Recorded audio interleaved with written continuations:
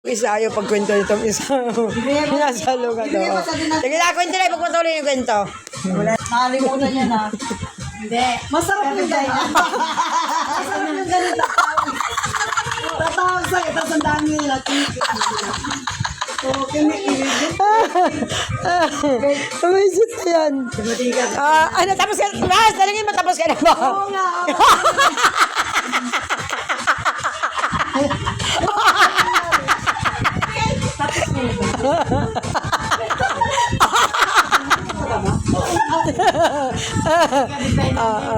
Sige na. Natapos ka na!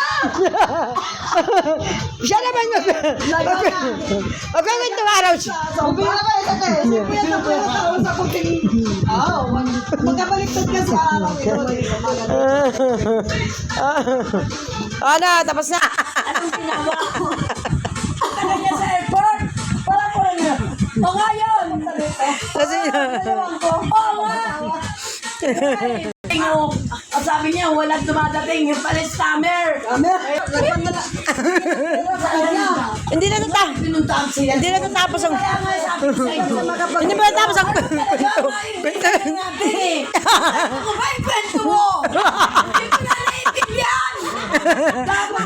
Yung kwento yung isa lang. Na nagano na sa ladan yun. Hindi naman ito yung gano. O lalo scammer yun. Palupos yan. O diba? Tapos ka na, tapos na, tapos na. Yan na. Tapos ka na. O sige, tuloy mo yung kwento mo. Hindi. Ikaw, kwento ka ba? Hindi na rin po. Okay. Sige.